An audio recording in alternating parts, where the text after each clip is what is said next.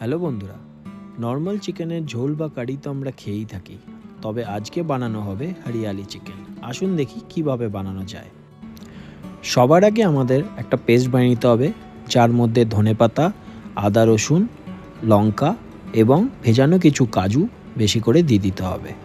তার উপর এক বাটি দইটাকে ভালো করে ফাটিয়ে নেবেন।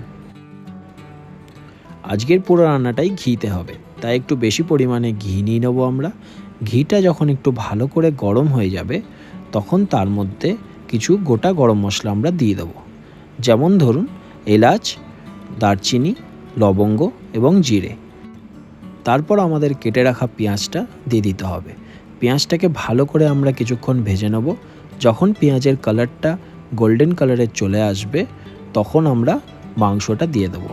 এখানে আমি 1 কিলো মাংসের ব্যবহার করেছি, আর মাংসটাকে আগে থেকেই শুধু হলুদ আর নুন দিয়ে মাখিয়ে রেখেছিলাম আধা ঘন্টার জন্য।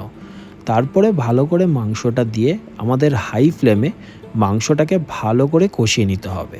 মাংস থেকে যতক্ষণ না জল ঝাড়বে, ততক্ষণ আমাদের মাংসটাকে পেঁয়াজের সাথে ভালো করে কষিয়ে নেব।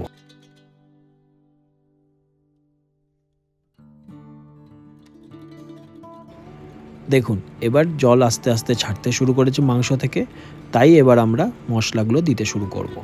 প্রথমেই একটু বেশি পরিমাণে ধনে গুঁড়ো, তারপরে অল্প গরম মশলা, তার সাথে চিকেন মশলা আপনারা যে কোনো ব্র্যান্ডের ইউজ করতে পারেন। সব মশলা দিয়ে মাংসের সাথে আমরা ভালো করে সব কিছু মিশিয়ে নেব।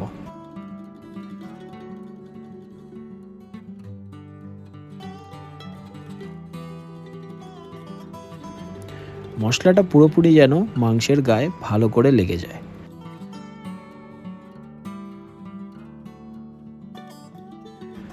মশলাগুলোর সাথে মাংসটাকে কিছুক্ষণ কষানোর পর আমরা ধনেপাতার পেস্টটা এবার দিয়ে দেব। ফ্লেমটাকে এই টাইমে পুরো লো করে দেবেন।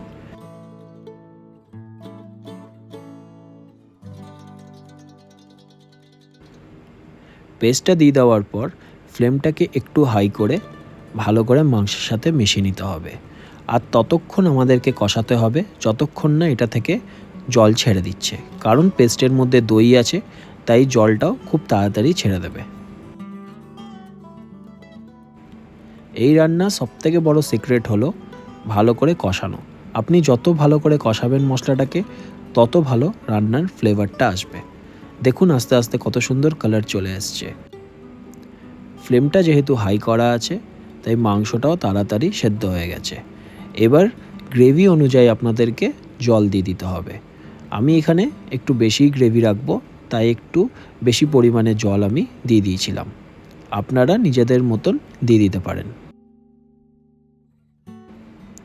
এবার আমাদের সব কিছু ভালো করে আবারও মিশিয়ে নিতে হবে, আর ফ্লেমটাকে আমরা হাই করে দেবো, যাতে গ্রেভিটা একটু গাঢ় হয়ে যায়।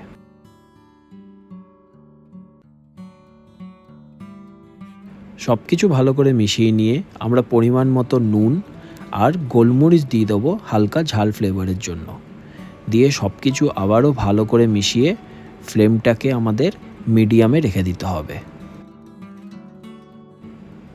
দেখুন কত সুন্দর কালার চলে এসছে। আর এই রান্না যত ভালো করে আপনি কষাবেন ধৈর্য ধরে, তত ভালো ফ্লেভার আসবে। আমাদের হরিয়ালি চিকেন কিন্তু এবার রেডি।